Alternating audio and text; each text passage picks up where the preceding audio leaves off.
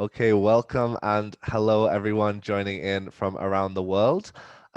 Please do go ahead and use the chat box. I can see a lot of people already using it. Just a reminder, if you can click that blue box above where you are, above, if you can click the blue box just above where you type the message, you'll see a button that says panelists and attendees.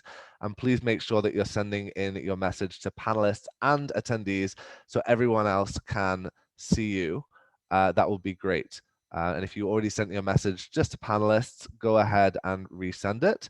Just a reminder that there is also a Q&A function. So if you have questions, we'll probably miss them in the chat box, especially with nearly 2,000 people registered for this webinar. It might get a little busy. So would encourage you, if you have questions, to make sure you click the Q&A button, submit them there, and we will monitor the chat box also, but questions will only be answered if they come from the Q&A box. So welcome everyone. Thank you so much for being here, for registering. We have a really exciting discussion ahead for us today.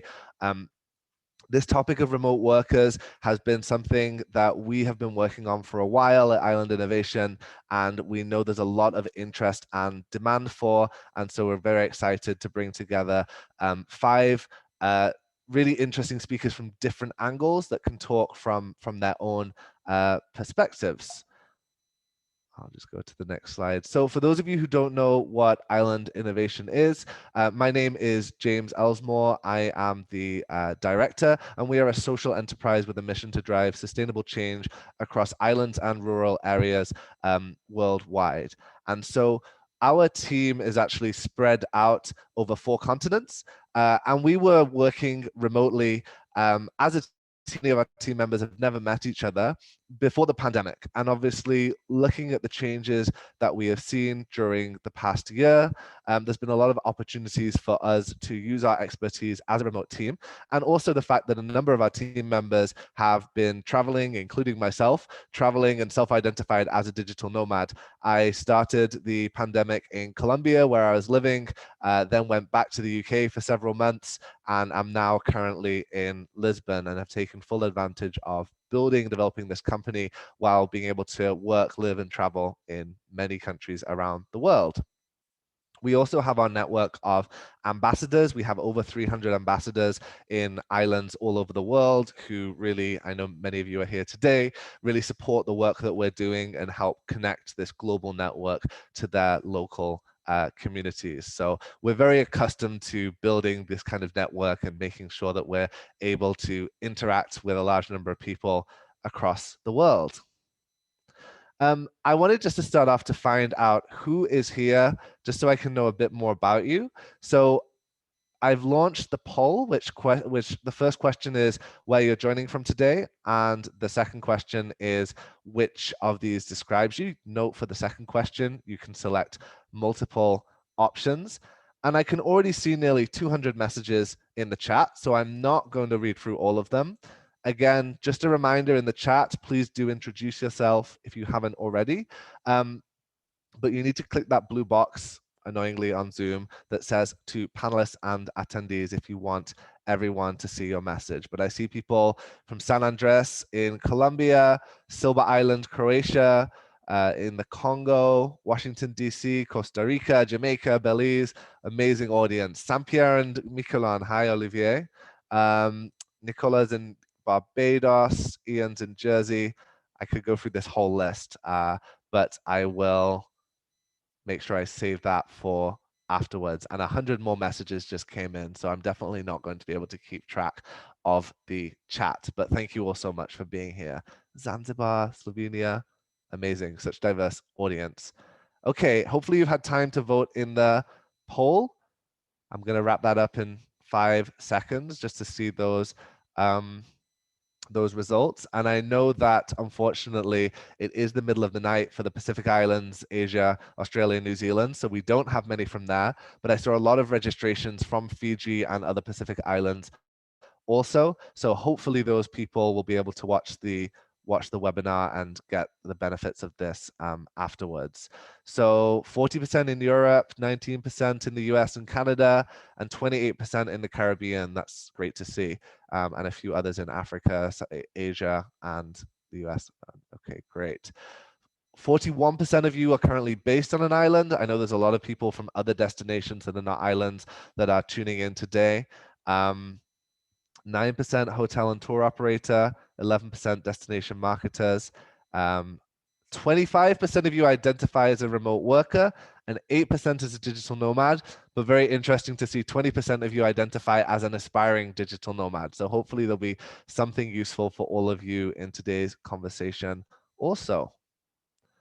So hopefully you all have a rough idea of what a remote worker is, but I just want to give a quick bit of background before we go to our first speaker. Obviously, home working has become something that we're very commonplace and very familiar with now, but I wanted to note that it's been something that has been slowly developing over the last decade with greater internet access, and that this pandemic has really just accelerated a trend that already existed.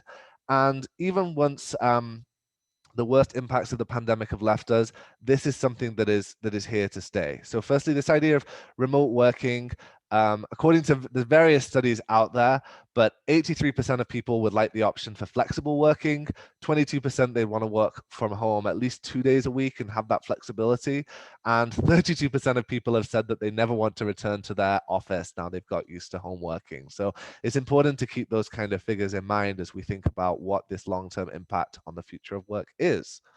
And there are lots of myths about remote workers. So just a couple of those. One is that remote workers and digital nomads are an interchangeable term. We'll talk about that a little bit, but I wanted to highlight the difference here that remote workers is a much broader term and digital nomads is maybe a subcategory of remote workers that tend to travel and often will move to a different place every month, but still work a full-time job as they are traveling. Another is that people always want to travel or working remotely. And clearly many people just like the flexibility that it gives to work from home, but it doesn't mean that all remote workers will travel. And finally, that working remotely is something that's permanent. And as we said before, there's a lot of flexibility in this, that some people might have partial remote working. Some people might decide to take 6 months off to travel while still working remotely and then move home. And so there's a lot of different categories of people. And as this concept grows and more people work remotely, we're going to see a huge shift in the impact that has on society. And of course, that remote working is only for younger people. There's definitely been a trend of younger digital nomads, but again, now more and more jobs are allowing their employees to work from anywhere. There are people traveling and working from all different ages, and so it's important to broaden our mindset in not just thinking of digital nomads as people in their 20s. So I would be interested, and I know the chat's going to explode, but with this term digital nomad as a subcategory of remote worker, I'd be curious to know what it is you think of when you hear that term. And another reminder, please do click that blue button. And if our team could remind people in the chat, click that blue button and select panelists and attendees so everyone can see your answers. So Rudy says freedom of space, pace of work. Lenka says freedom of movement. Seen the word freedom coming a lot. Samata says flexible hours. Sandra says privilege. That's definitely an interesting one and something we should talk about. Olivia says startups. Ines says community. Flexibility. Someone says lazy bum. Interesting. So there's a lot of you've all come to this session with preconceptions of what this means. Franz also says privilege. So I definitely want to tackle some of these. Okay, 100 more messages have come through. So definitely I can't read all of them. But you've definitely come here with preconceptions. So hopefully we can answer some of your questions and explore what the reality of remote work means. And for us, it's really important, and I want to say this because of where privilege came, we want to have that conversation about travel, but we also want to talk about what are the opportunities for people living on islands and in destinations to take remote work as well. So this is not just about the tourism angle, but also about local communities saying how they can benefit from remote work opportunities too. This is a big definition of digital nomads, but essentially it is someone who travels and works at the same time. And we'll go into that in a little bit more. Quickly, before we go to our first speaker, some important points that destinations might want to consider, but not all of these apply to every destinations, are the ability of to have a visa system, the aspect of community and allowing visitors to interact with each other and with local people, the availability of accommodation, obviously, internet connectivity. It's key that you have high-speed access to internet as any destination looking to attract remote workers. Safety is a really, really important one now, and what local protocol is in place for tracking and tracing and to encourage workers coming in to be tested. And so all of these 5 points are angles that each of our speakers can bring something to the table on and give you their points of view on, and we will answer as many of your questions as possible moving forward. So again, I'd mentioned it before, but I think it's really important also to talk about how remote work can benefit islands in terms of reducing brain drain, building opportunities for local people, perhaps easing some of the really painful economic pressure that's been applied in many places over the last year, and potentially bring environmental benefits as people travel less and reduce the amount of traffic on the road. So we want to think about all of these angles in today's discussion. Just quickly, Island Innovation can help your destination adapt. So if you're interested in talking with us about how we as a company can facilitate your interest in this area, please do get in touch from a branding, marketing perspective, and also a strategic planning about how you as a community or a business are thinking about engaging remote workers, and even how you can transition your team to work in a remote space. So please do contact us directly by replying to any of our emails if you'd like to book a 30-minute call just to discuss how we might be able to help you. But enough from me. We'll go over to our next speaker. I do want to say as well that we're having an after party on Remo after this. So immediately after the webinar, we'll shift to a different platform called Remo. I know a lot of people are interested to talk to each other, talk to our speakers, and have some kind of interaction. So the link to this is in the reminder emails that went to you. Note there's only 200 spaces in that, so not everyone will be able to get in, but we hope to see some of you join us there after the webinar. So with that, I'm going to stop sharing my screen. I will introduce our first speaker, Minister Dr. Stephen Martina from Curacao, who has got, I think, an exciting announcement about how Curacao is engaging in this area of remote work. So over to you, Minister Martina, and thank you very much for being here. Thank you very much, Mr. James Aranmore, and thank you also for the introduction and inviting us here. As Curacao, indeed, we have an interesting proposition. Let me see how we can do some slide share that we can put our presentation to work. We have a couple of objectives. I will talk about the objectives we have. I will talk about the target group. I will talk about the overview of our program for remote workers and digital nomad, why Curacao, remote working, and how to apply for the requirements. If we go into our objectives, as said, Curacao has spoken out for an economic pillar that we would like to develop this opportunity. We would like to attract knowledgeable, wealthy, and entrepreneurial visitors to Curacao. It means a sort of diversification of our tourism sector. And we welcome knowledge workers for substance. They can be highly skilled migrants. They can be working in ICT or the financial sector, but also new to be developed sectors such as export, gaming, and creative arts. In our case, this will increase foreign exchange earnings, and it does increase our local economy. So that's why we do welcome remote workers in Curacao. For all the remote workers out there, feel comfortable and feel invited, feel at home in Curacao. But also investors amongst you, please know that Curacao welcomes all of you that consider to work on Curacao for foreign companies or businesses. Then a very interesting question will become, why choose Curacao for remote working? We believe that we can offer a couple of interesting requirements. For example, we have developed a digital application. It's available in English, Spanish, and Dutch, and the ease of use is there. But also our fee is fairly moderate. We're talking about in total 294 US dollars, and these are including fees and cost. Also, we can offer our island as a secure and safe and friendly environment.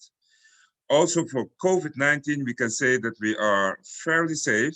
At present, we have only 53 active cases out of a population of 160,000. So we can say that we have done a fairly good job in controlling and managing COVID-19. Furthermore, our internet peace of mind we can offer. We have excellent connections and a full-fledged data center as well. Furthermore, we can say that we have a stable and solid banking and judicial system. And the weather, always warm and sunny all year round. Furthermore, the accommodation costs on the island are fairly moderate. So that's also what we can offer. And if you apply, you will see that no work permit is needed for remote workers. We are strategically located and safely outside of the hurricane belt. We have many culturally drivers on the island, friendly people, but also multilingual citizens. We have a fairly high standard of education and also international schools for people that want to come along for their children. We have an excellent healthcare system, and we embrace the wellness movement as well on the island, including a state-of-the-art hospital that was just 2 years now incorporated. Furthermore, from an artistic point of view, we always used to say that we are a paradise for artists in resident and other creative industry. We would like to make an impact, so we support also charitable institutions, nonprofit organizations, volunteers at work, climate change initiatives. All of that is available on the island.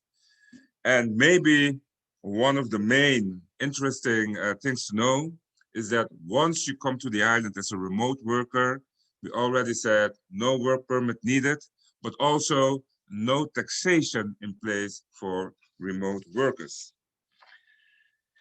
Having said that, you can see a couple of folders that you can go to our website and download them, in which you will have a lot of information. And also in that you will have the application forms in English, Spanish, and Dutch. So let's give you now a quick overview of the requirements you need as a remote worker or a digital nomad. What needs to be done is to complete a digital application form. You should have proof of payment as well. We already said it's US $294. There should be a clear copy of the photo, the page of the applicant's passport. You need to come up with a proof of solvency, which means a recent declaration of assignment in case of your own company in the country of origin or your residence. Or you need to provide a recent employer declaration from employer in your country or in your country of origin or residence, or a recently certified copy of an employment contract. Furthermore, international or local medical healthcare insurance, and also to come into the island, you need a COVID-related requirements, which means a PCR test. And there's also a Appendix D, in which you should provide for a proof of payment. The processing time will take more or less 2 weeks, and your maximum stay is 6 months with a possibility to extend it for another 6 months. That is also a fairly smooth process. So by this, we believe that we have put in place a process that is fairly easy. And for that, we do welcome our what we call hibernators, digital nomads, and investors as well. Feel at home in Curacao, and we say thank you. That means in our language, mashadanki for your attention. Thank you very much. Thank you so much, Minister, for sharing this. And I think there's a lot of questions already coming through, asking people asking how quickly they can get to Curacao. So we're very excited that you've used our platform to launch this, and looking forward to learning more about this. So thank you again. I'll now invite our next speaker to come up, and all of our speakers will come back onto the screen together at the end to answer questions. So Michaela, if I could invite you to join. Michaela Vieira is the project manager from Startup Madeira, another island that is attracting other digital nomads. We talked about whether there was potential competition between the islands, but I think we agreed that there is plenty to go around, plenty of people to go around. And also it's interesting to note how certain islands are niching within this remote worker community to attract some of the certain subtypes that we talked about. So thank you for being here, Michaela, and over to you. Thank you so much. And indeed, I think there's more than place for everyone here. So let me introduce you to Madeira, the Digital Nomads Madeira Island, our project we just launched in fact 2 months ago. So what we have been doing so far is that we have promoted our project among digital nomads and also remote workers that want to enjoy Madeira as a place to live and work from. So what have we been done in Madeira is that we have been working with people that have chosen Madeira as a place to live and work for quite a long time. As Startup Madeira, as an incubation center, we work together side by side with entrepreneurs and startups, and we know in firsthand that many of them choose Madeira to live, and also as a place where they can launch your products from Madeira to the world. So we have been noticing that for quite a long time. So for those of you who don't know where Madeira is, we are part of Portugal. We are just next to Africa, and before COVID, we have direct flights, and we still do have direct flights from many cities in Europe. And also it is very easy to go to Lisbon, then Lisbon or Porto, and then visit another countries around the world very quickly by plane. So more than that, in Madeira, you also can find definitely very qualified resources. So we have our incubation center at Startup that is very close to the University of Madeira, which means that most of the people who works there and the talent that comes from there means software engineering, economics. So people that definitely has a lot of talent. And also, this is very important for all of you. I'm sure that internet is quite fast in Madeira. We do have fiber optic around Madeira, and we also have the most important part is the fact that we can have a city life, but also the nature life. You can work at the office in the morning, in the afternoon, you can go for a hike in the mountain, and to finish the day, you can definitely go for a dive. So all of these advantages is amazing. You have technology together side by side with nature and great transports and leisure activities that you definitely can enjoy and take part of this all. So we all knew this that last year brought a lot of challenge to everybody that was working. And we also knew that a lot of digital nomads were working already in Madeira and remote workers, and many didn't even know about our islands. Last year, we had a webinar conference that was done here in Madeira.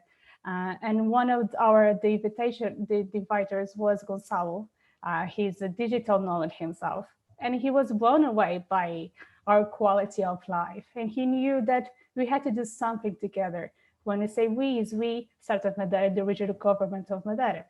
So we decided to launch a project, and it was Digital Nomads Madeira Islands. And we knew that we had to bring something new to the table. But basically we had everything else that we have talked about before. We have a safe destination. We have a beautiful place where the food is amazing, the weather is great, and now we had to facilitate the choosing process of deciding Madeira as a place to come.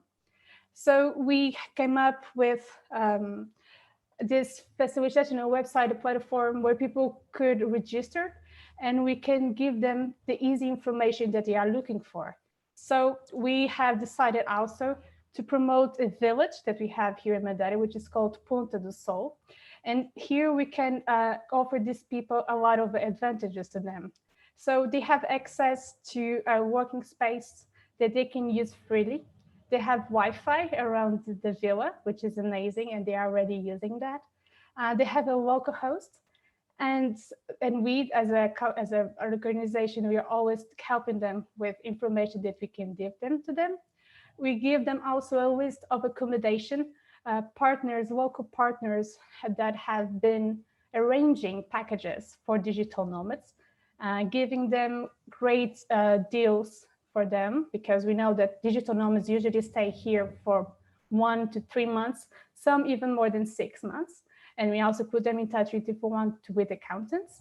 And also, more important than that, is the fact that we know that this project will mean that we give an amazing economical and social impact in Madeira. In Madeira, in Ponta do Sol, where the sun shines for more hours, and I was just saying this before, now it's 21 degrees with a pretty sun out there, and people can definitely enjoy this beautiful villa as a place where they can work. And we arrange these facilitations of information that definitely be working out very well for them. So far, we have gathered an amazing list of people that want to be want to come to Madeira. And so far we got over 4,000 registrations, which is amazing. And we know that more than 100, probably more, are living and working in Madeira at the moment. And in the next couple of months, we'll be welcoming a lot, which has been very, very interesting. The media coverage has been overwhelming. And we know for sure that this will mean that Madeira is not only a great place to visit as tourists, but also for remote workers and digital nomads. And we are completely ready to give the information that people may need and are looking for. And I need to also to say that Madeira is a safe destination. So as soon as we take COVID very seriously, I think as the rest of the world. So besides all of the safety measures that you have to take every day, masks, social distancing, wash hands, all of that, to enter the island, you must have either a PCR test before, or you can do a test when you arrive at the airport. So that has been done since July last year. And I think that makes your visit to the island even more safer. So yeah, I think if you want to know more about Madeira, if you are curious of how to proceed, definitely check out our website. I think there will be finding a lot of information, which is digitalnomads.startupmadeira.eu, or you can just send us an email. If you want else, you can add me on LinkedIn, Michaela Vieira. If you have any questions, just let us know. We are more than happy to guide you and to welcome you all here in Madeira. And because I think that we are really, really hoping to get all of you here. Obrigado, Michaela. That was a really wonderful insight into how Madeira is approaching this. And I think it's worth pointing out that you are Startup Madeira, which is quite interesting compared to some of our other organizations that are looking at remote workers that are maybe the tourism promotion agency. And so we can talk about this more in the Q&A, but I definitely noticed the fact that you are the startup organization as opposed to the tourism organization has kind of impacted the type of people that you're appealing to, and also the way that you're doing that. So yes, thank you for that. We'll dig into that some more in the Q&A. I'll invite our next speaker up onto the screen now, and I'm really excited. Audrey Joachim is one of our own at Island Innovation. She's our Director of Operations and Growth, and is joining with that beautiful background from the island of Guadeloupe. So over to you, Audrey. Hi. Hi, thank you, James. Thank you, everyone, and thank you for joining today this amazing session. I'll be sharing a bit something more my personal experience as a remote worker. So I'm French by nationality. I have a French passport, but I live in Guadeloupe, which is a French territory in the Caribbean. And just so you know, in terms of numbers, so usually around 18, we have to leave to go overseas and look for better opportunities in terms of work or studies. And in the end, we realized that in 30 years, there are among, 70,000 people who left the island, which represent 20% of the total population. So it's huge, and I'll bring it to you on the screen a bit so you can see. And it's 70,000 people. 1 out of 3 people do not move back home. And in terms of numbers, there are 60% of unemployment between 15 to 29 years old, and it decreased, around 25% from 29 to 40 years old, and this what is happening is why we are not coming back is coming from, well, first, some kind of fear, a fear to not find a job when you come back to the island, to reduce your quality of life, your salary. Usually when you come back, you have to think twice. You think twice. And for us, the tech world, or I mean, the people who are in my sector, the tech world is not as developed, and opportunities are not as common as huge cities such as Paris or San Francisco. So that's why I was among all those people, among all those stats. And I came back 4 months ago, after 5 years of expatriation between US and India, and I was also worried what I'm gonna do, but with the COVID situation, well, there was, the call to go back home. The COVID played a huge role to this change. And but the need to go back to the roots, to provide and so to contribute to my culture was there, and I didn't have a plan. I didn't have a plan. The only thing I wanted, and I was that I was seeking was to find a common ground between, well, contribute to my culture, and honoring my culture, act for greater good, and being able also to keep that international exposure. And I came up, and how I'm going to do this, how I will, keep that balance. And I start looking on LinkedIn first, actually, and I realized there was some websites talking about remote jobs. And I was like, okay, that sounds interesting. What I'm going to do, and I came up to Added Innovation, and James, we met up. We had interviews online. It went actually really well, and that's how I started to work internationally from my home, from the island of Guadeloupe. And I came back after 12 years. 12 years, and just so you know, it's each year only 16% of the local people comes back to the island, and last year I was among one of them. And so it's been quite a very good journey so far, and those opportunities that the remote working brought up to light, first on the personal level.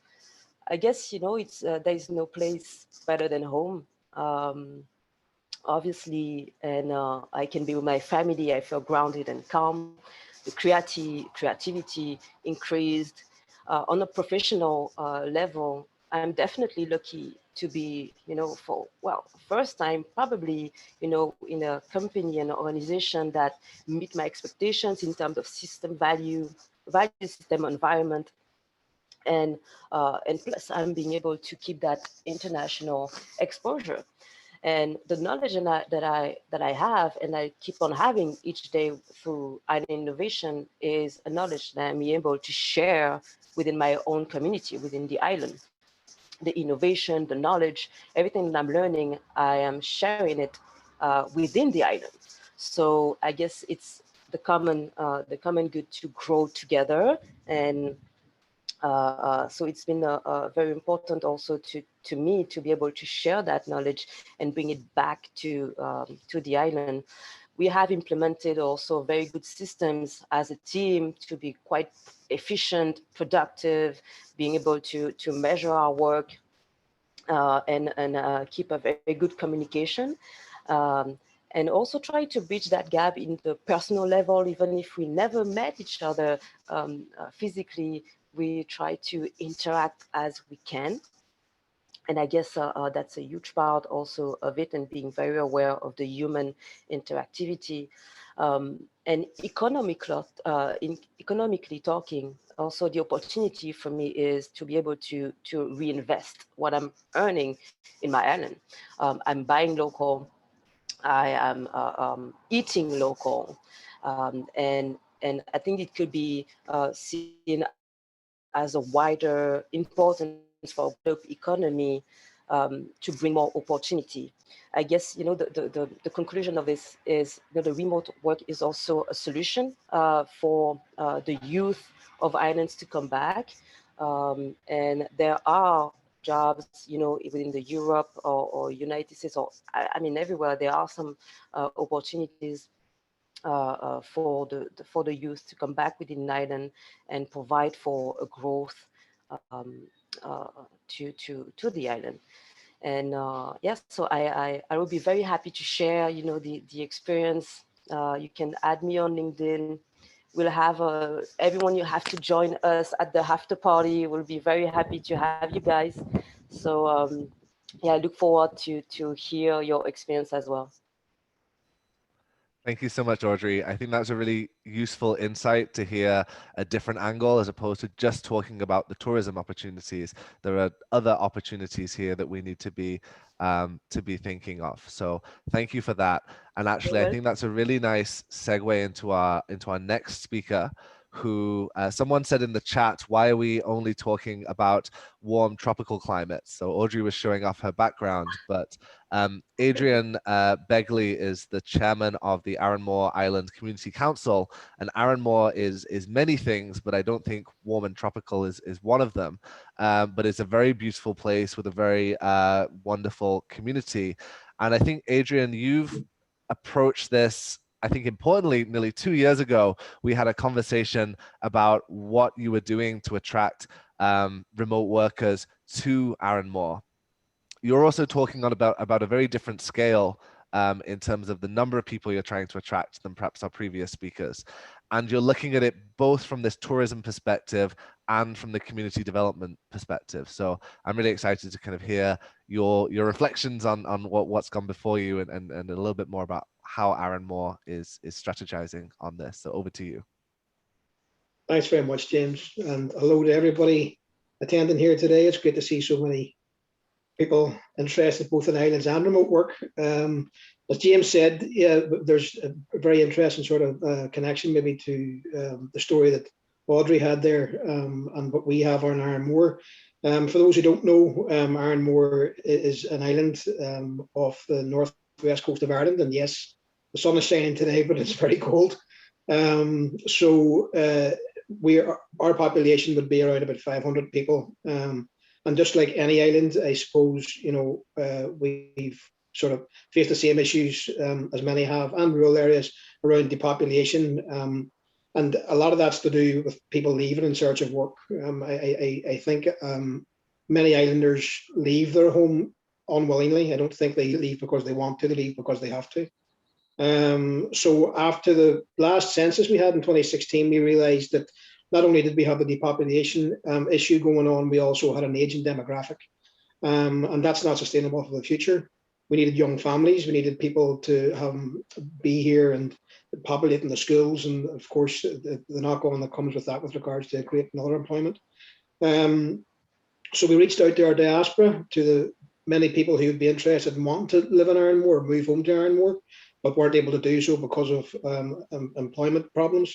And we asked them what they needed. And of course, job opportunities was the first thing, and connectivity was the second thing.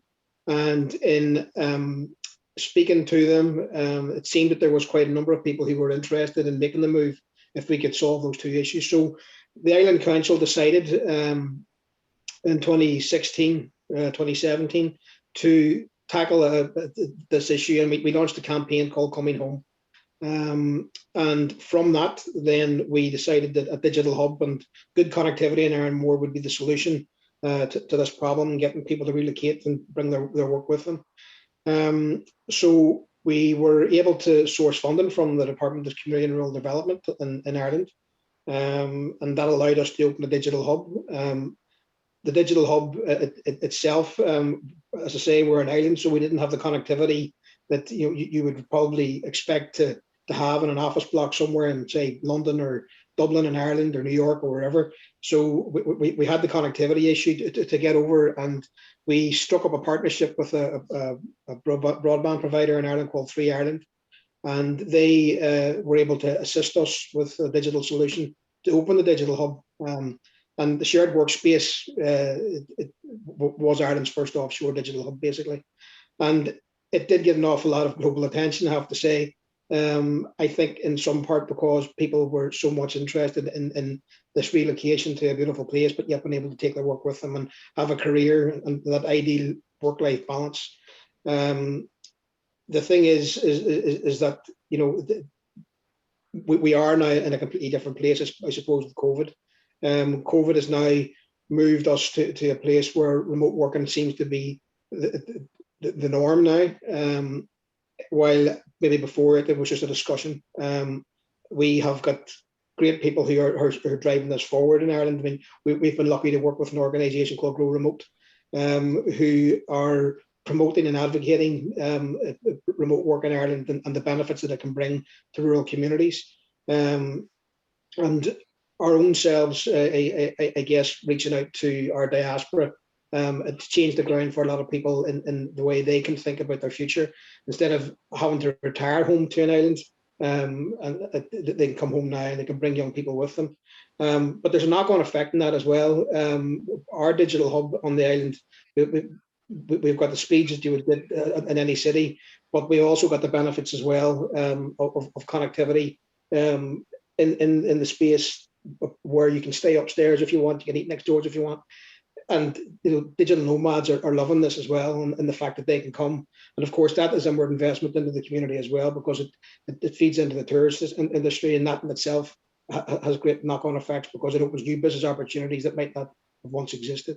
So while we are maybe in our infancy with regards to our operation, we seem to certainly have hit the ground running, because we've started it just before the pandemic hit, and we had a 10% increase in population during COVID because people decided to move home and work remotely from the island, and that has made a great difference to people's lives. And I think a lot of people are starting to reevaluate what their future might be and where they see themselves and the kind of lifestyle that they have or want to have.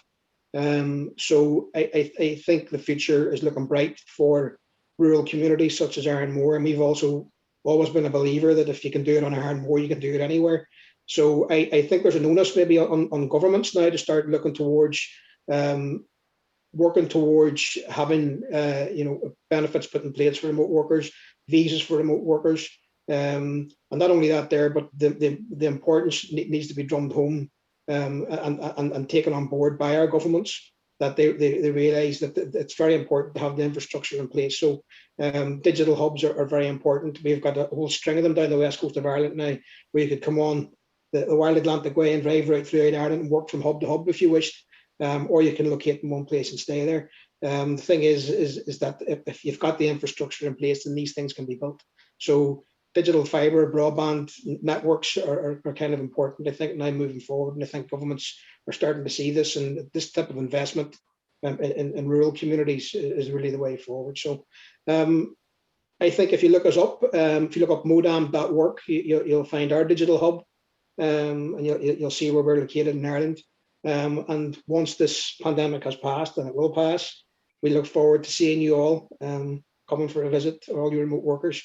And as time goes on, it'll become the norm. So thanks very much for your time, folks, and chat to you soon. Thank you so much, Adrian. That was a really helpful insight. I wanted to point out there are actually more people in this webinar right now than there are on the whole island of Aranmore. So we're definitely talking about a different scale in a way, but an exciting one.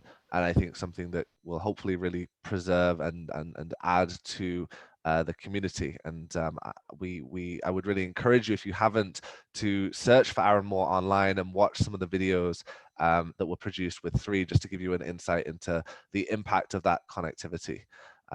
So we have one more speaker who is not an islander, but has a very personal experience as a digital nomad herself. Rosanna, if you want to come up onto the screen.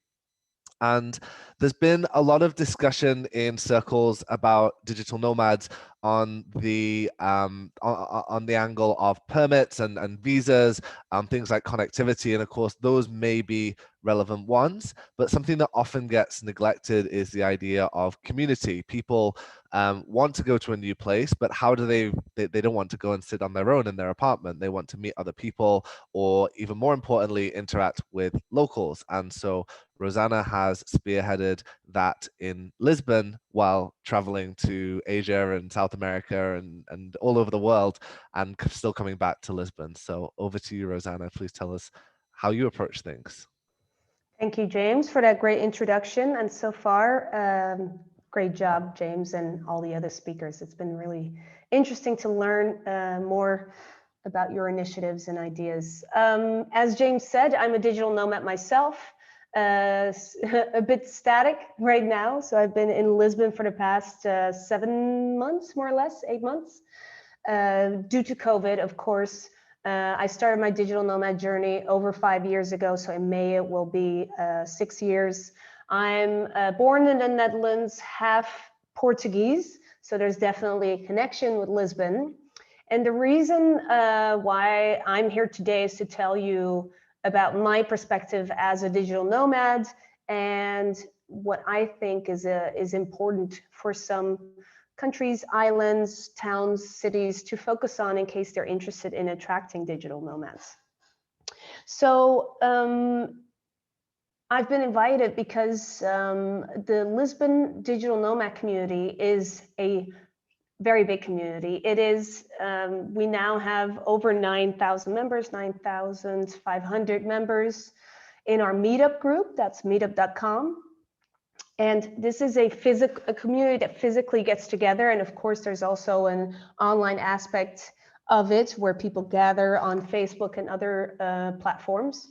But this is something that started for me as a digital nomad. When I started my journey, I returned to Portugal after not having been here for about 6 years. Noticed what a lonely experience it was. Because there were not that many digital nomads in Lisbon, and I had ran out of ideas to meet new people, new interesting people, locals and digital nomads alike. So I started organizing meetups at the time, and at the time it wasn't so frequent. I did a big one where the first one where 50 people showed up, and I was already really impressed. And I thought, well, maybe there's something here, because a lot of people gathered saying that they felt lonely as well, and that they felt that they had a hard time meeting as well. So at some point, someone else called Ash a few years later wanted to start organizing digital nomad meetups as well in Lisbon. And this gave a lot of consistency to the meetup. So this actually propelled the digital nomad community in Lisbon a lot. We now had regular meetups that started as a monthly meetup, but they kept growing. Then it started to become a weekly digital nomad meetup. And pre-COVID, we would have meetups of over 100 people, 150 people a week, every Thursday, same time, different place, so that different businesses can benefit from our visits on a Thursday. This has become something that kind of span out of control it a little bit. So while the meetup is something casual, it's not business oriented, it really helps locals and digital nomads alike to connect on a business level, on a personal level. It helps them stay longer. I mean, how many times have I heard I'm coming to Lisbon for 2 weeks and they're still here? They're still here today, 2 years in. So my angle is a little bit what I've been noticing now that we are 9 organizers and we have this consistency, and we don't just do meetups, we also do comedy nights, we do skill sharing, we do talks, we do roundtables, we do sports events, we do volunteering events, we do all kinds of events. And the initiative isn't always from our side, from the 9 organizers. There's also a lot of initiative coming from the community itself. It is interesting that I am probably the most nomadic person of the organizers group. So luckily, my teammates are in Lisbon most of the year. And that gives that consistency, and that gives that, it makes it easy to tell others every Thursday there's a meetup, or every Monday we have a talk. So this is something that I think many of the governments that so far I've spoken with or observed with their initiatives to attract more nomads, I think that community is something that is largely overlooked. And but let me start a little bit at the beginning of my observations. I'd like to argue, just like what Audrey actually said, she's already noted some of the points that I have. I believe that there's something more about us than just tourism and just tourists who stay longer. We're more interested in making personal and business connections. So that means that maybe I could be interested in hiring locals for my business. I'm more interested in partnering people that I meet, local businesses or entrepreneurs. I'm more interested in skill sharing than most tourists, right? Meeting people maybe at co-working spaces and meetups. So this is a great way of meeting people I can collaborate with. There is more interest in the culture and in the locals that I find personally within the Nomad community, because there's more time to actually dig in and not just rush from one place to the other, or tick a few activities off a list. They're often more interested in returning. Funny enough, when James asked a question earlier, what do you associate to digital nomads? And freedom and flexibility is by far the most named couple of keywords. And this is all true, guys. This is all true. We do this because we want the freedom and the flexibility. But at some point in the life of every nomad, in the journey of every nomad, something else becomes more important, and that is connection. That is finding like-minded people. That is finding like-minded people. So this is something that I found interesting earlier when you asked that, James. Eventually, a lot of nomads are looking for a place to settle, or pay taxes, or stay for a longer time than just a few months.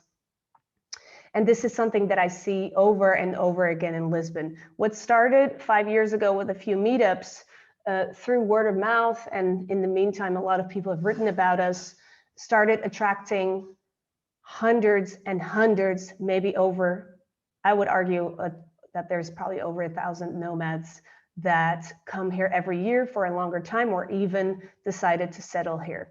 Now, did the government of Portugal make it interesting or attractive to digital nomads to come here? There are actually some interesting things that nomads can apply to. So it's relatively easy, for example, for people from outside of Europe to, for example, Americans or Canadians, to extend their, not their Schengen visa, but they can stay 3 months longer in Portugal only, for example. This is not heavily advertised. There's also a tax scheme that is called non-habitual residency, which basically gives a relatively attractive tax percentage, flat tax percentage to people who decide to pay their taxes here. Is that heavily advertised? No, it's not. In fact, a lot of nomads hear this from each other and tell each other and try to find as much information about it as they can. It's not super straightforward. A lot of people need accountants or lawyers to get the right information. So this is not something that's very simplified yet. Do they do anything else about visas? Maybe in the future, because they are looking at an e-residency program. But again, this is not really the first step or the first reason that people come here. What I believe, in my opinion, and of course, this is something that I'd gladly discuss with you later in the Q&A or at Remo later at our after party, is that the community comes first. This is what has brought all the people here. And because there's a community, there's reasons to stay longer. And this, then, if there are interesting tax schemes, visa opportunities, or residency opportunities, then of course that makes the decision to stay even easier. I am a marketer myself, so I do online marketing. So if I would have to think about how to segment digital nomads, and you can segment it in different ways, in maybe income or those kind of characteristics. But I'd like to say, for the sake of this webinar and the way to reach digital nomads and the way to talk to digital nomads, I would say it is maybe an idea to divide people in roughly 2 groups. I would say future nomads or new nomads and more seasoned nomads, let's say 3+ years of nomading, because they look at information differently and make different decisions. Their behavior is different. So a way to reach new nomads, one big worry of new nomads and future nomads is I'm going to be all alone. They're looking for places that already have a community. They're looking for places where they're not going to be lonely. So, but also at the same time, they probably just started this journey of remote work and traveling at the same time. They might not be interested in settling just yet. But you know, there's no data to back this up. This is just from my personal experiences and the hundreds of nomads that I have met along my journey so far. The more seasoned nomads, the more seasoned nomads, they are looking for community, connection, a place to settle, a place to maybe have a base and buy or rent a house for a longer period of time during the year, and maybe still travel some parts of the year. They also look at where they get their information in different places. I would say future nomads and new nomads look a lot more at publications. They look a lot more on pieces that are written about places. Seasoned nomads are all about word of mouth, maybe online communities such as Facebook groups or Slack groups that they know of, sometimes even WhatsApp groups that we've now shared amongst each other for years. You know, so this is something to think about when you look at attracting digital nomads and how to reach them and talk to them. So just to summarize, I think that a lot of the places that are looking at attracting digital nomads start at what I think is the end. So they focus on making the tax and visa situation attractive. They focus on, I've also seen some governments focus a lot on promoting it almost as if they were normal tourists. So focusing on benefits for hotels and activities. Of course, digital nomads also do touristy things and visits, but it's not the main concern of most nomads. And also sometimes I see some governments have almost interpret it a little bit in the wrong way, that they are looking for people to get a job in their country, town, island, at native companies. a lot of digital nomads are already making a good income, or an income that can sustain the life that they have from whichever company, usually in higher paying countries. So this should not necessarily be the aim of bringing digital nomads. The aim should, I think, be they spend usually more money over a longer period of time. They have a better connection to the local island, city, town, country. There are more valuable interactions on a personal and business level. And this is what I think digital nomads can bring to the table. So yeah, without further ado, this is something that I'm keen to talk about more in the Q&A. But this is more or less what I came here to talk about, James. Thank you so much, Rosanna. Those were some really useful insights. And I know there'll be lots of questions. I can see, just take a look at the chat and see all the comments coming through as well. Thank you, everyone. Would all of the speakers like to come back onto the screen now, and we'll have a bit of a group discussion and Q&A. I wanted to kind of highlight this. There's been a very diverse conversation, and so if this is something that there is a lot of interest in, as it seems, then we're happy to host future conversations about this, maybe on some of the subcategories that have been discussed and all of these different areas. But there are lots and lots of questions coming in, and I want to say we're not going to have time to answer all of them, and we're not going to address kind of some of the more technical questions towards specific destinations. So if you'd like to answer those, then please do contact people directly. Either email us and we'll give you their details, or you can also join the after party that was mentioned a few times that will be taking place on Remo, a different platform, immediately after this webinar, where there'll be an opportunity to talk between people. So lots of questions have come up. I guess one thing that I want to tackle is there's been a discussion of downsides. People in the chat have been saying, okay, we're being super positive, there's all these amazing things, lots of enthusiasm. Are there any downsides? So let's tackle that issue straight on. One thing to highlight, I think, is this is just the same as a tourism conversation. Tourism brings a lot of opportunities, but we're not going to pretend that tourism doesn't bring problems. So we have to acknowledge those, manage those, and figure out ways of dealing with that change. And so one specific question has come up that I know is an issue on certain islands, is about local housing provision. And so Adrian, there was one that was directed specifically to youth from some people in Rathlin Island in Northern Ireland.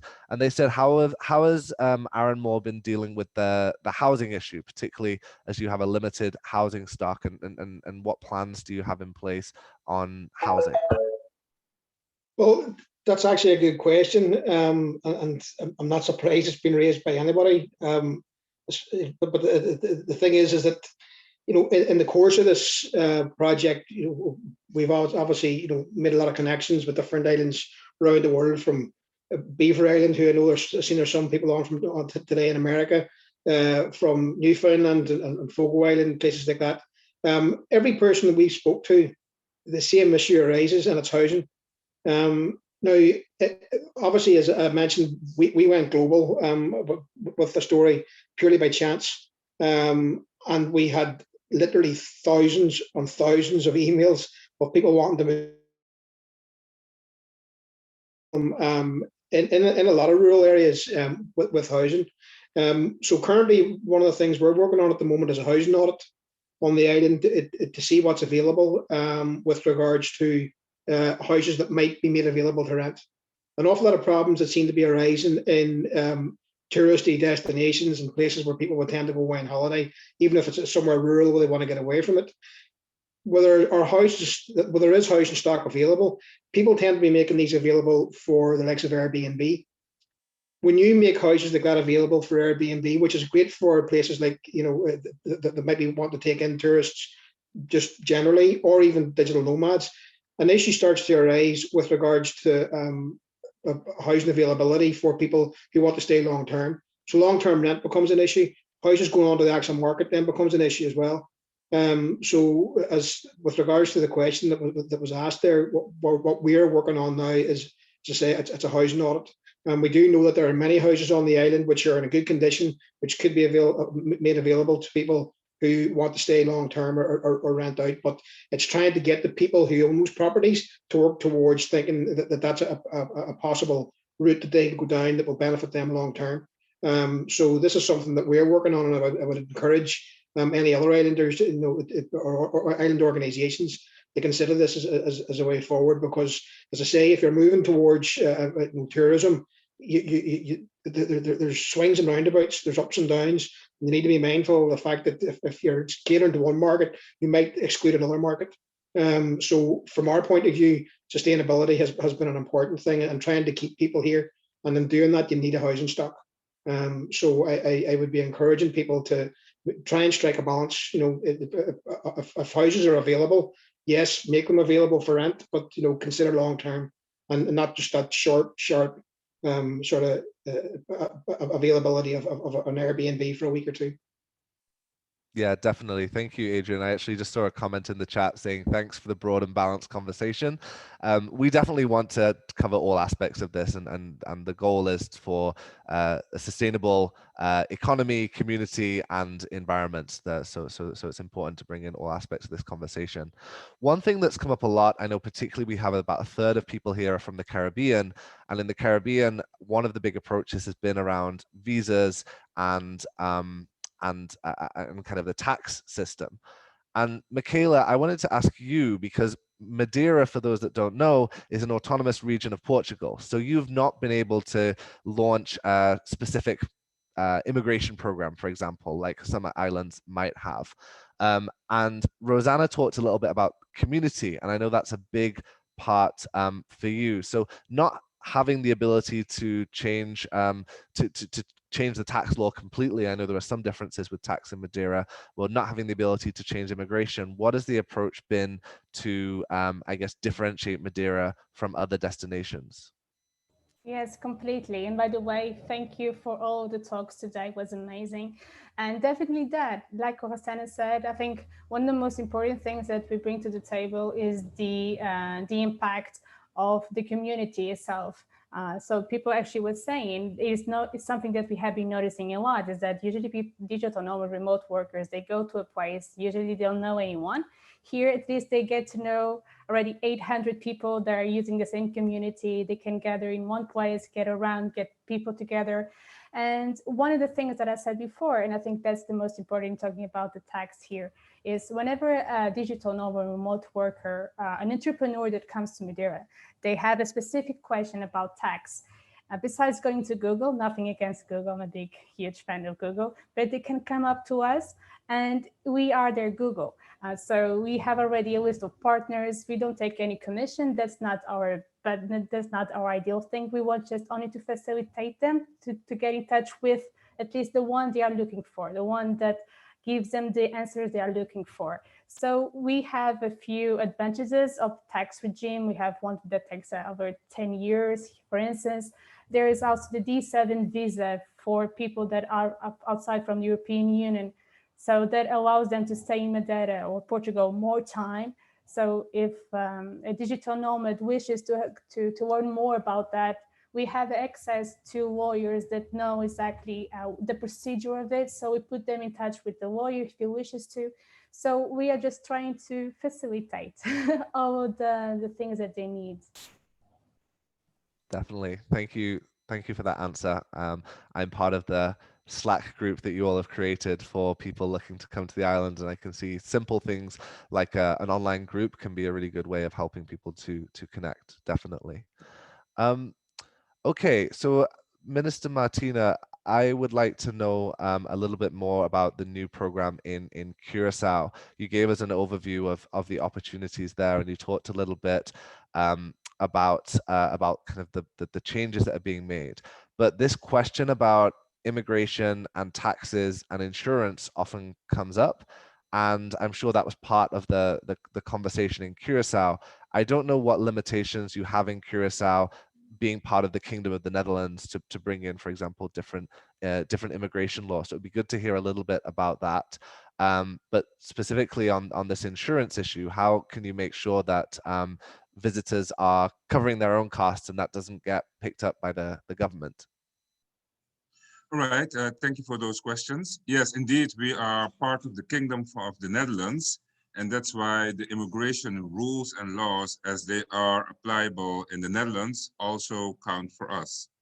So those are the immigration laws that are being applied in our case. But the good thing is that if we are talking about remote workers, as said, there are not so much restrictions for them to apply, and that is one of the things that makes it, I would say, quite easy and friendly to select Curacao as a country for remote workers.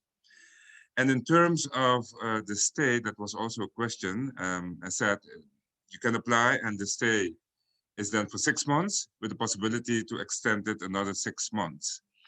One of the requirements, though, if you come in, you need to prove that you have certain insurance coverage. That is one of the things that in the application you need to comply with that, and you need to show that you have a sort of insurance. If not, on the island we have lots of insurance companies as well, so that could also be an opportunity or a possibility. However, we assume that most of the people that want to come in already have a sort of insurance in their home country or their country from origin. And in any case, to come in, those are one of the requirements of the application. Thank you very much for that. That's helpful clarification. And I know there's been a lot of inquiries here about people interested in coming to Curacao. So hopefully this will drive some people. And actually, it's a good point that to go back to Rosanna, people have been asking kind of what is the difference between a remote worker and a digital nomad a little bit more to understand perhaps people who might stay longer. So some people said what you described, Rosanna, sounds like backpackers a little bit, and perhaps the Barbados scheme is not really looking to attract those same people. And you talked about two different types, aspiring remote workers and people who are already, or aspiring digital nomads, people already doing it. Mm-hmm. So the second part of that question is, what is your tip for someone who is an aspiring digital nomad? But so what are some of the different niches or categories that you've seen to start off with? Right. So to just explain what I think the difference is, and of course some people have different interpretations of the word, and that's absolutely everyone can call themselves whatever they feel or identify with, of course. But I would say digital nomad stays in each place longer than a backpacker. Backpackers are often a bit on a time schedule, let's say a few days per place. Personally, I stay 1 to 3 months per place. That could be an island, a town, a city, and then I move on. Usually I follow the sun, but of course there are nomads who do like winter and skiing, etc. as well. Another difference between backpackers is budget. The majority of nomads that I know are not on a very tight budgets like you sometimes see backpackers. And also there's just different requirements. A lot of nomads don't stay at hostels because we need to make sure that we wake up and do our work and have silence to work. You know, and some people work in cafes, they work in co-working spaces, they work from often Airbnbs or hotel. I tend to stay at an Airbnb, just like this. Nothing you see I own. And a lot of digital nomads also decide not to have a home or a base. But of course, there are all kinds of nomads. There are people who do have a home base. Some of them may be rented out, so that becomes an income for them as well, or at least they break even. Some people buy houses just as a investment, not as a residence, let's say. So there's a whole array of different situations, of course, but there's definitely, I would say, a big difference with backpackers. Did I answer your question, James? Sorry. Yeah, that was very, very helpful. And of course, the that it's an important differentiation, because the idea of being a backpacker is you have a limited budget that you're trying to spread over a year. If you have an actual income, then of course you're willing to spend more money. Perhaps an additional point is that I find, compared to some of the more resort-based tourism, most likely a nomad or longer term visa is actually going to be spending more money in local businesses, and actually supporting the local economy, as opposed to just supporting, say, a big resort type deal. Maybe really quickly, Rosanna, if you have a tip for someone who is thinking about becoming a digital nomad, because it can seem a big barrier for someone who is maybe trying to get into that space. That question's come up a couple of times. Well, this is a great time, because whatever you think you need to prepare, you have all the time in the world to do it now. Also, most of the things that you think you need to prepare will be completely useless after, so it doesn't really matter. So let's say post-COVID, I would personally advise to go to big nomads hubs first. And a big example is Chiang Mai, Lisbon, Medellin, there's Bali, of course. There's a couple of more like these in the world. What I think the reason for this is that you start creating your little own community, your own friends that you will then keep either bumping into, not on purpose, because this happens a lot as well, but that you can travel with together or decide to meet in a certain place.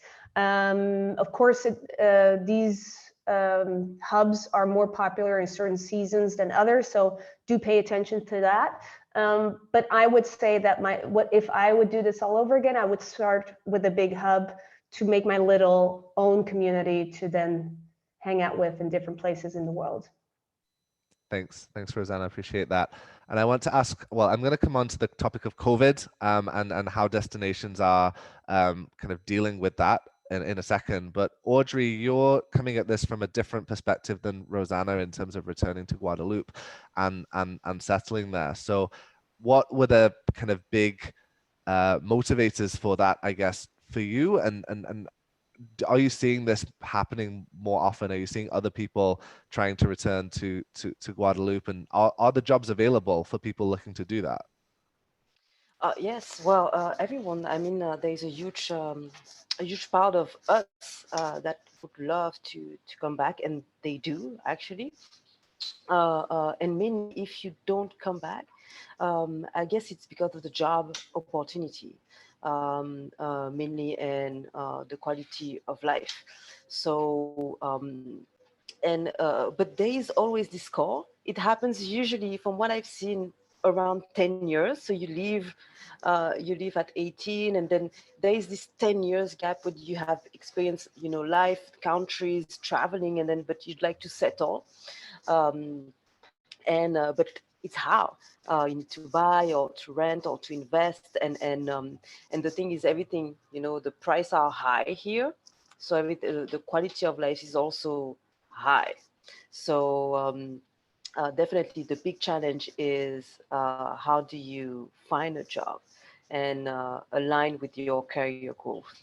So I guess that's the big challenge. But every year there are people coming back and has the wish to come back as well. Thanks, Audrey. And I know we discussed recently about the number of people from metropolitan France now flocking to Guadeloupe. I don't know if that's Yes. is that still happening? No, actually, well, there's this lockdown and new rules from France. Like you have to have like a reason to travel. So during the winter season, it was all open. So we had this huge mass of tourists in the island, and now it has stopped. We won't lie, we're quite happy about it. Like, it has stopped a bit, but yeah, we try to protect the health of everyone. Great, thanks, Audrey. So we can't avoid COVID. It's everywhere, literally, and every conversation comes back to COVID in some way. There've been a lot of questions along the lines of, are you requiring vaccines of people coming? I'm presuming that it's still quite early to be able to require that, but are there plans to? Are you requiring testing of people? And how are you just keeping the local community safe, I guess? So maybe I can go first to Michaela on the approach that Madeira's taken to testing. Yes, so since July, when the airport reopened, I mean, for that, but the people that were visiting Madeira, they had to bring a test, or they can do the test for free as soon as they arrive at the airport. And so far, I think the feedback has been amazing. Even from our feed on digital nomads that have been arriving, they have been giving a lot of good feedback on the way they are welcome here in Madeira. So I think that's also for the well-being of the tourists and also for the local community here. Of course, we want digital nomads here and more of remote workers, but also this is something that we always take in consideration is, as I said before, it is the fact that people is responsible in the end of the day for each one action. So I think that's really important, not only for the digital nomads, but also for the local community. Even in our working space that we have now, it is limited per day due to the amount of people that are there. We have an indoor space, but also an outdoor space where people can have social distancing and enjoy the weather, but also keep working with good Wi-Fi. So all of that considering is for us is really important. So far, things are, we have a COVID cases here in Madeira, but we do have tests. We have a good local health team that is being very taking care of the situation, and we are very looking forward into having all of this. And we're also looking into the green corridor for those who have a vaccine that is being studied, and I believe that in a few days more news related to that will be launched, because people are still worldwide trying to figure out how fast the vaccination will go. And I wanted to pick up on, you said that people can get a free test. So actually, the autonomous government of Madeira and I believe the Azores also have made the decision to pay for those tests. So why was that? For the safety of the tourists and the well-being of everyone that was here. At least we knew, because that's, I think, in the end, all of us that we are here, we are an island. So that was our safety net since the very beginning of it. We could control the people that were getting in. And we knew that the only way that COVID was getting in was through people that were arriving or airports or cruises. In this case was just the airport, so that was the biggest starting point to control the pandemic. So for us, as the regional government of Madeira, it was really important to control as soon as the people got into Madeira. And that kept going till now, and I believe it will go on, because it's also a way to control those that are coming in, and that this we know that everything is being undercover. And I guess as well, the 100 euros that the government is paying, they're assuming that they'll get more than that back in the money spent by people who are coming to visit as well. So I think it's interesting that because other destinations, you have to pay you pay yourself for the test, and that's, I get what I was getting at, that in Madeira the government will pay for your test. I guess is that extra little incentive to visit. So Yes. no, great, that's it's really important. Minister Martina, I wanted to ask, because I know you have to leave shortly because you have a press conference to announce the new initiative publicly. But how is Curacao approaching this, approaching COVID for arriving visitors? For arriving visitors, at present, we request a PCR test. So you should have a PCR test that needs to be at least 72 hours prior to embarking. And that should be uploaded in a document that you need to upload to enter into the country. And that is basically the requirement that we have at present. Okay, and at what stage is the vaccine rollout in Curacao, or where do you envisage that? How do you envisage that taking place this year?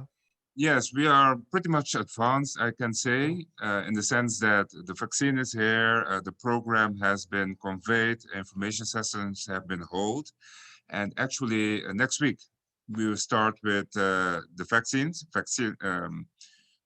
applying the vaccine, and we start obviously with the groups that are most at risk, which are the elderly people.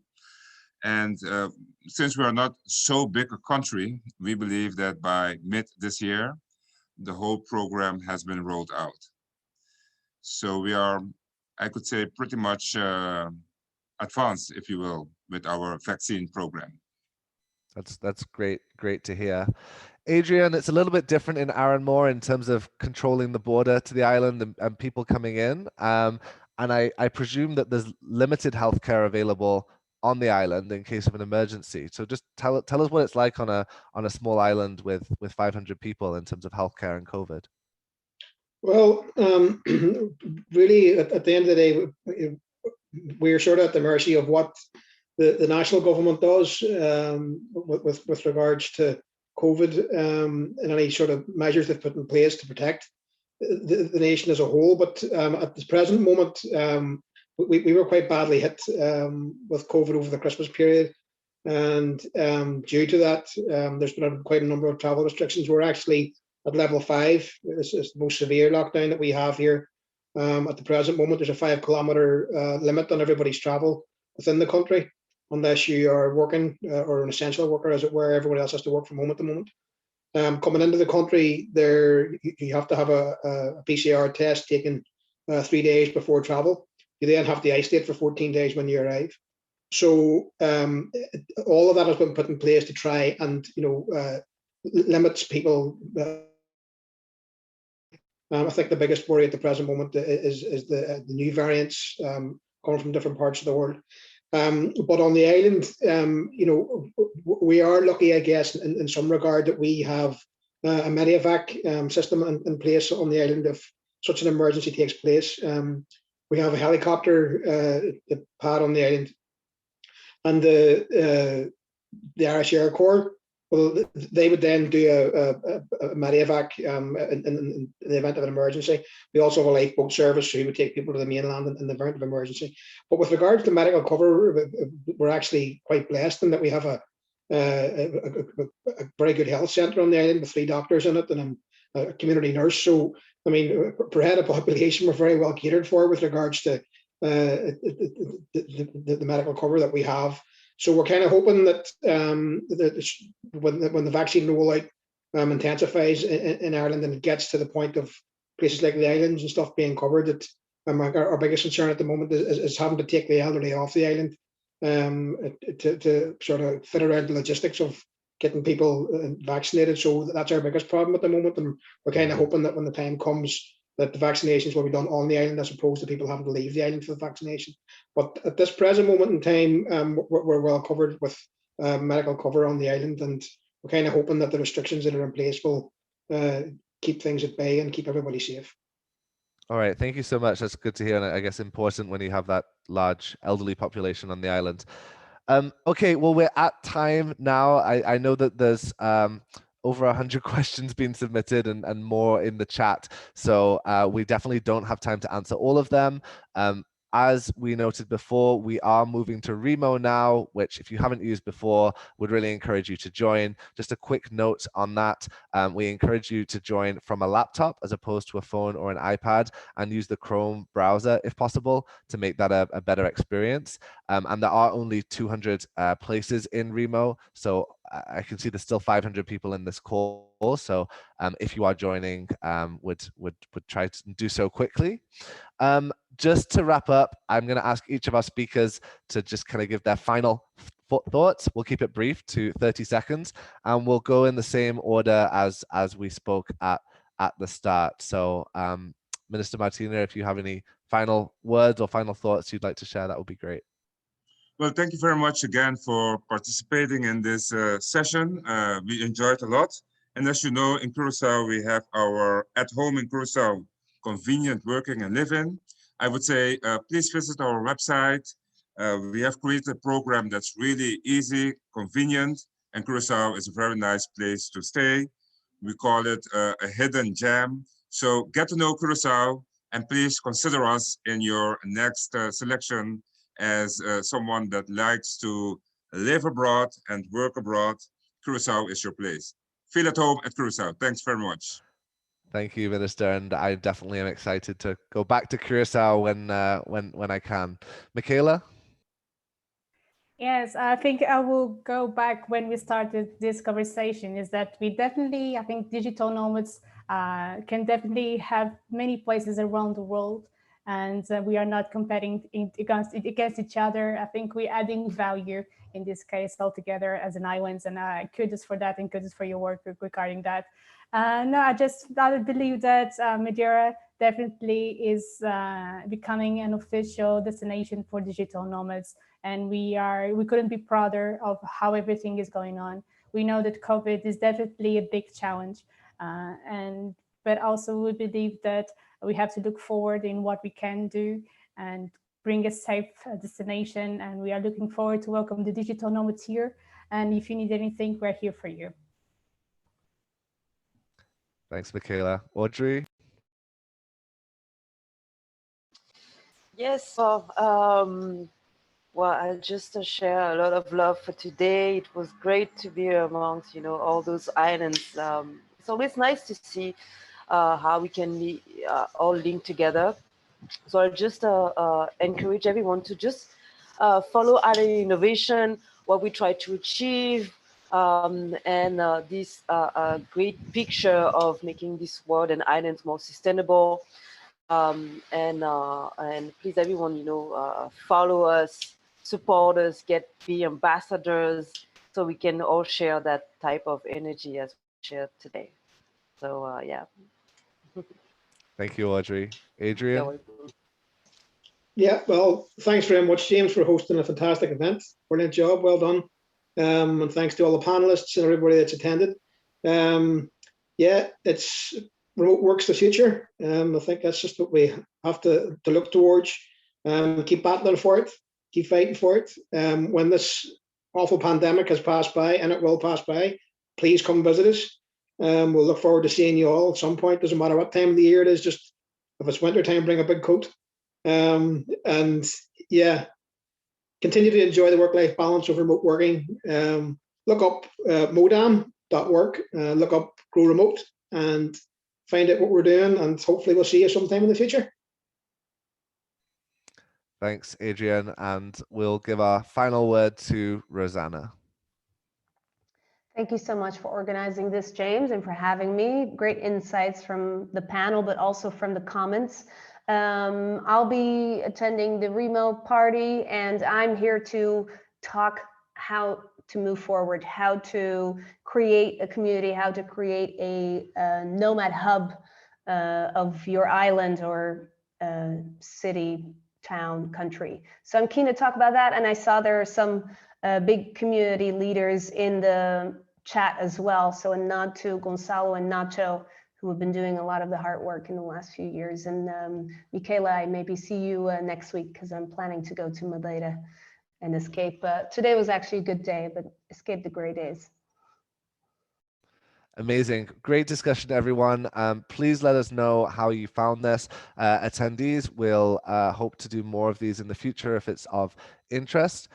Thank you again to all of our speakers. We really appreciate your time and insights, and hope to see those that can join in the Remo session. So thank you, everyone. Bye-bye. Have a great day.